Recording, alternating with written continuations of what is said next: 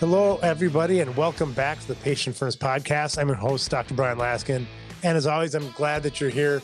And we have a special guest today, Kathleen Adams, who's a wealth strategist with deep roots in the dental world, as we'll discuss, who co-founded the Second 50 Financial, focused on helping successful professionals build a life beyond the practice.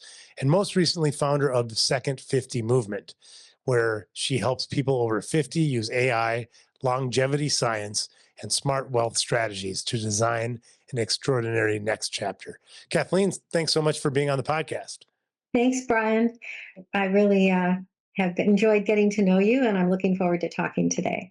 Likewise, and it's you're in a unique position who kind of coming from dental roots, which I myself don't have anybody else in my family who is a dentist or in dentistry, which is weird. You are not in dentistry, but have this dental roots. So could you explain to our audience how your dental background got you into what you're doing today? Sure. Well, I started out my life as a registered dental hygienist. My father was a general dentist.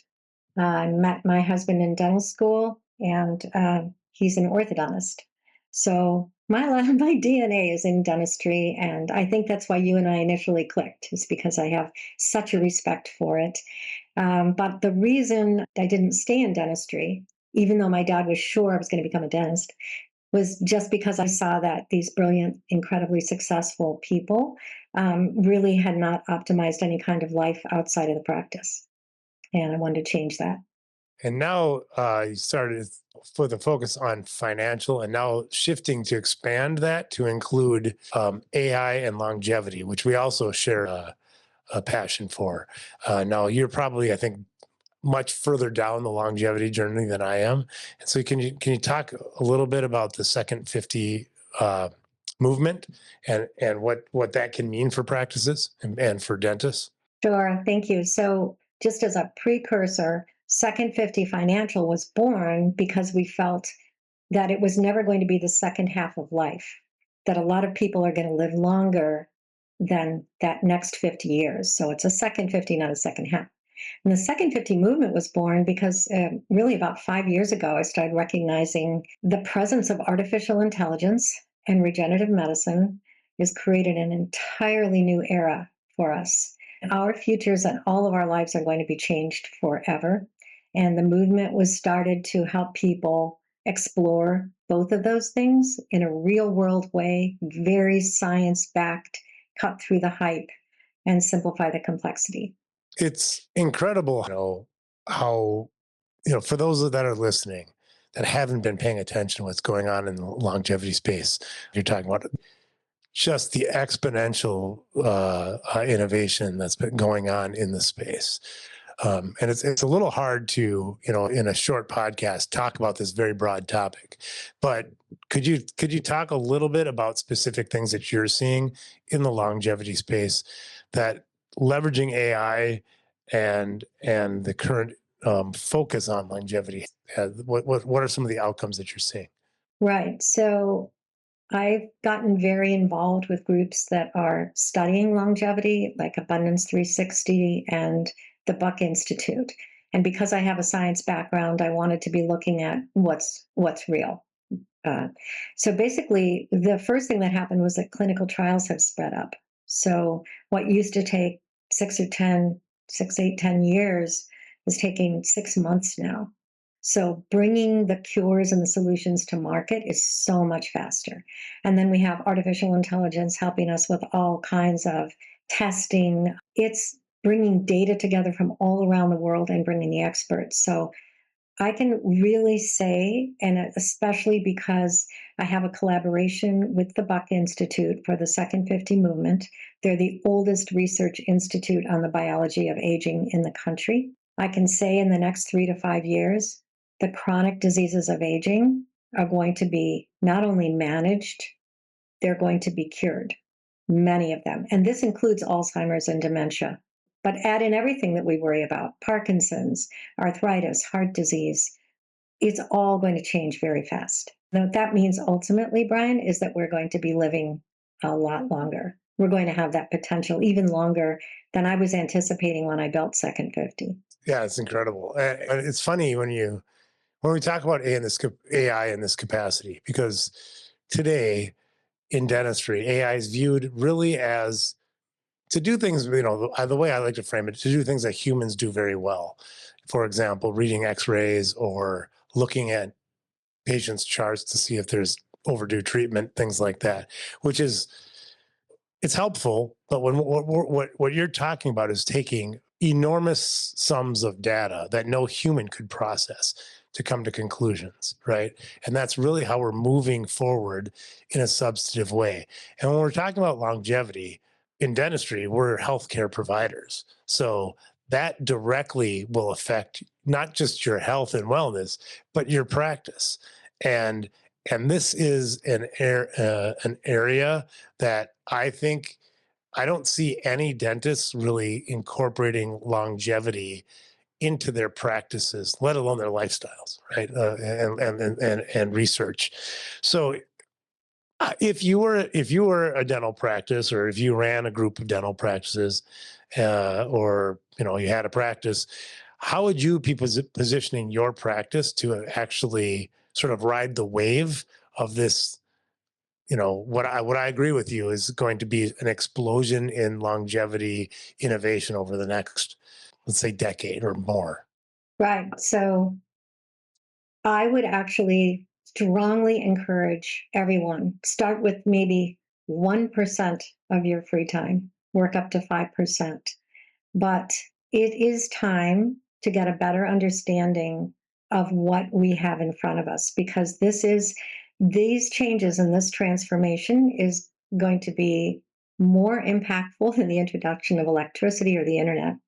So, for example, I would do a training on artificial intelligence to start with, because we actually have a really simplified training workshop. There's others out there, but I don't think people understand the amount of help and information that they can get using AI.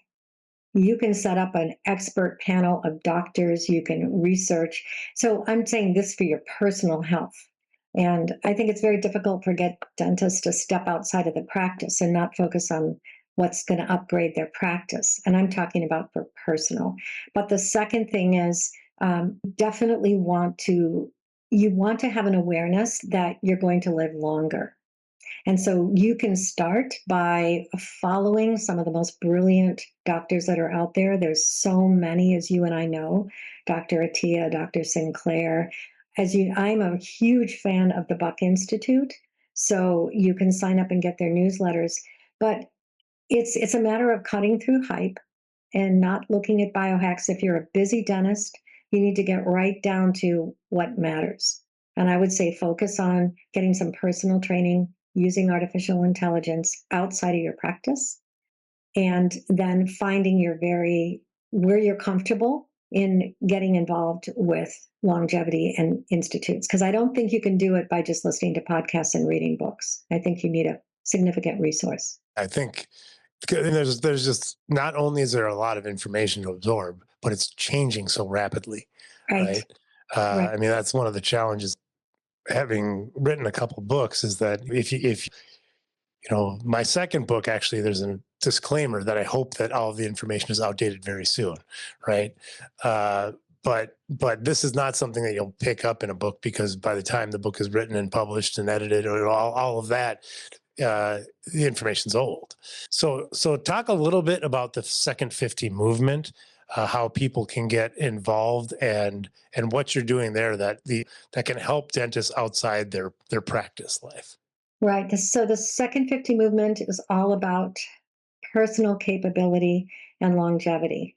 And it's designed around these two things that are going to change all of our lives. And that is, we used to call it longevity science. It's actually now, Bryan, even age reversal. So it's really something. So it's based on helping people meet experts in those fields, and giving them a platform, giving our members a platform with resources that are proven and science backed. So resources such as tools they could be using, you know, They're using incredible software tools that you have in their practice. So this is for their personal life, and it's a way of streamlining their access to things in a very science-backed manner that can enhance their health. So that's one thing on the longevity and health. And I will say that my collaboration with the Buck Institute is where I'm getting the majority of my information, because I know that it's filtered through the right lenses there. And then the second thing is we have developed an AI training. It's 4 workshops. They're recorded. And I know, especially dentists, they don't have time during the day for their practice. So it's something we're actually working on, because I've just been in conversations with some retired dentists talking about how we might manage this. But I would say find a way to get some artificial intelligence training. And if you would like to do it through the movement, we do have the 4 workshop series. We do record them. And again, we're really focusing on what's going to bring value to you personally. Now, once you have the right mindset around artificial intelligence and you understand that you're going to have some control over how long you live, and it's most likely going to be a lot longer, I think you're going to see that developing your personal capabilities during this era is as important as your professional ones. And I do think it's ignored a bit right now. Couldn't agree more. So if people want to get educated on AI, if they want to join the Second 50 movement, where can they go to get more information? Right. You can find me on LinkedIn, but we do have a website, and it's www.second, SECOND, 50movement.org. And I would love for people to take a look at it. I have such a passion for dentists, and I do feel like it is a profession that struggles to seriously take care of things for themselves and their future outside of their practice, and understandably so. Yeah, So, I mean, everybody's busy in dentistry. And at one time, I don't know the updated statistics, but 4% of dentists could retire at the age of 65, right? And live with the same lifestyle that they had while they were practicing, which just doesn't make any, I mean, it makes sense, but it shouldn't make sense. And, you know, if we're living longer, then that percentage is going to drop down precipitously.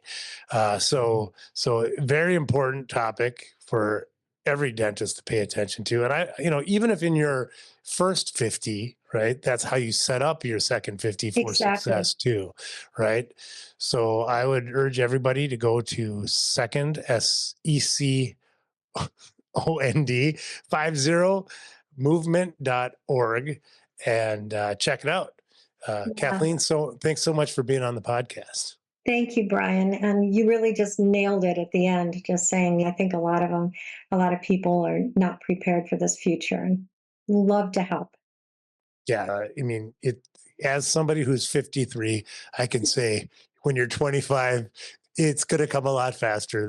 Like every old person, now it's like Grandpa Laskin, right? It's going to come a lot faster than you think, right?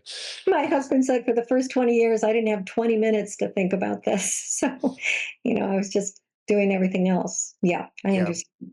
Yeah, nobody gets to 50 thinking, boy, I spent too much time thinking about my second 50. That's for sure. No, but on the flip side, I love what I do and I'm doing great. But you do want to know that it's optional to stay in, right? And Oh, so with your longevity and your AI tools and your wisdom, who knows what you can do? Maybe it's lots more than you think. Just get absolutely. prepared. Thank you again. Great to Yeah. see you. Thank you. Bye.